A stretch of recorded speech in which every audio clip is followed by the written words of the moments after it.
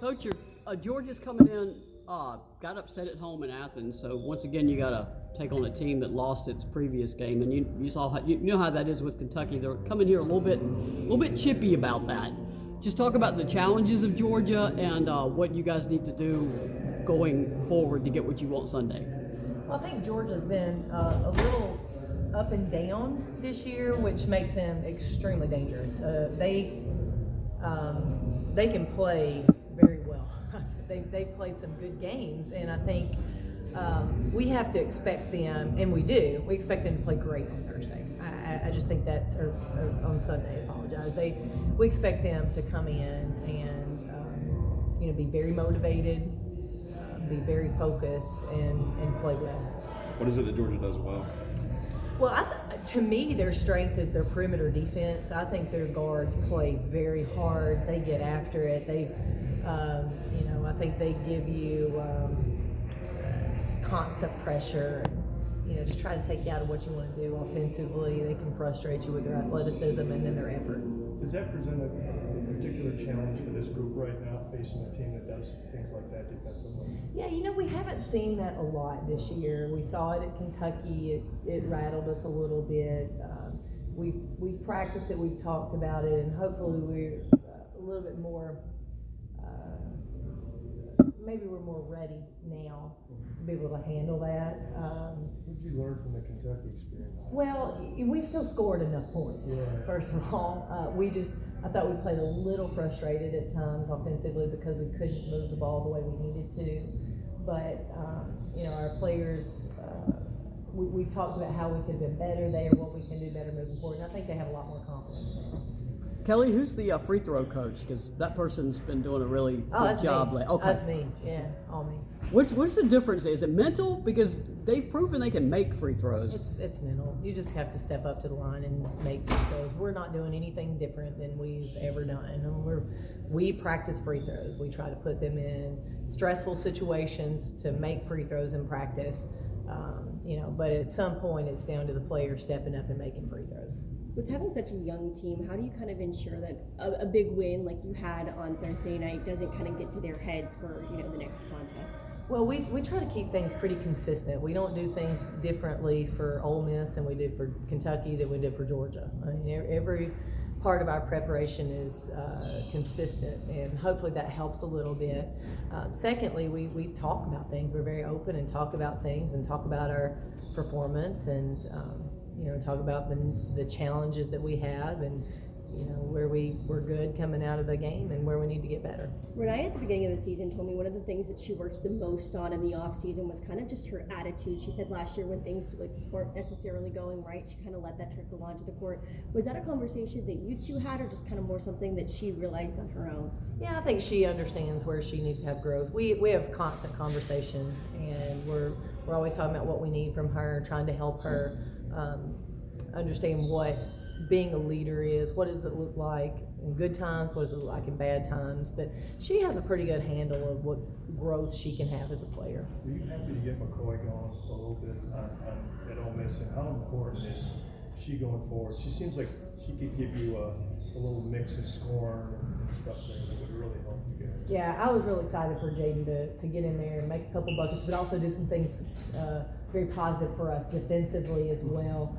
I think she could really help us, and she has had some injuries, been inconsistent, wasn't able to stay on the court because of some of those injuries, and hopefully now we get her out there and she feels good about what she's doing and can give us some production. Did you think the injuries, the hand injury in particular, set her back, or are there other things? I mean, is there, she probably maybe put a little pressure on herself being a local kid. So. Well, I think it started with the injuries, and I think she's a player that she needed minutes, and after our first game, she didn't get minutes. I mean, we had to pull her, and she couldn't get out there, and I think that was frustrating. Then she tries to get back out and gets injured again, or gets sick, I think it was. So we miss another game.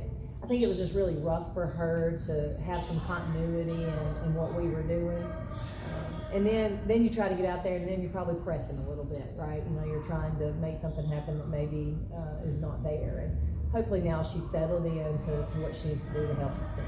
What can you do about these offensive fouls, the driving and the charges and stuff? I mean, they're going to start hurting you if you get into closer games. I mean, is it just something you have to just keep talking about it, or are there things that your players can do to kind of mitigate this a little bit? I think we're talking about it. We're showing things. There are a few drills that we can and have done to try to help some of that. It's one of those things that we help it as best we can with education and repetition.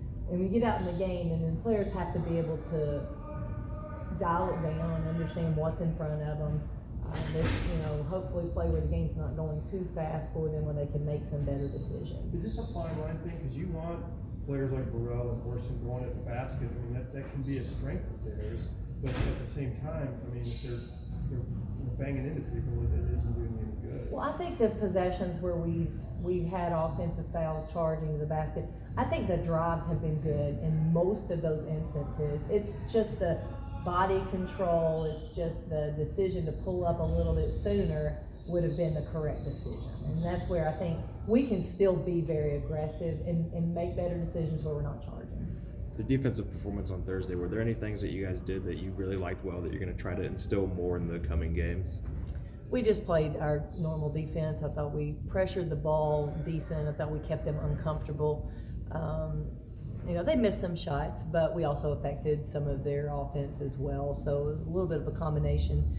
I do think we walked away with a little confidence in how we needed to play. I was honestly, with the performance that we had, I know we only gave up 28 points, but I was probably more impressed with our offensive execution than I was our defensive execution coming out of that game. I know statistically that doesn't correlate, but that's where I was. Jesse, she's releasing her shot a lot quicker. That's not easy for a shooter to make that kind of adjustment in season. How has she been able to do that?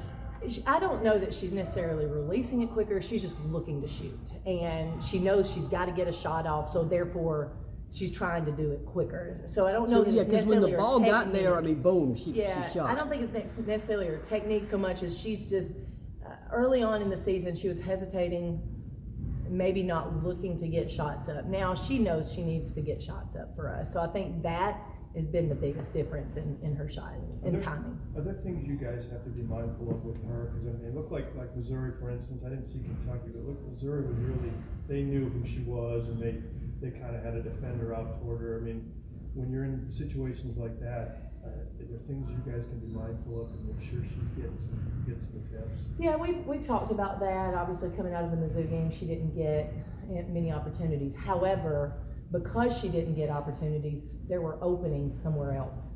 There was no doubt our offense was pretty good against Missouri, and spacing was pretty good. When Jessie's out there, even if she's not getting shots up, the defense is stepping out and guarding her pretty tight. It's opening up lanes for either our post players or some of our drives. Jasmine plays a lot of minutes, and people may look at the box score and say, well, what did she produce out there? But she just seems to have a calming effect on you guys. What's your advantage of having Jasmine out there? I think Jasmine is very consistent, and I think she's poised. She does play calm, which it can be a little contrasting to some of our other players. And I think that's where we have a positive. I think Jasmine's a little bit more conservative by nature. And so when she steps out there, you kind of know what you're getting from her.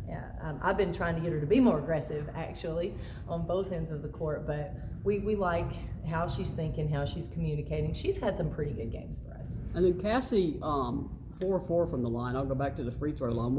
What's the difference for Cassie? I mean, she's just a completely different player at the line right now. I think she's shooting with confidence. She's not just going up there hoping it goes in. I think she's stepping up there and feeling confident that she's going to make her free throws. Okay, thank you very much. Thank you, guys.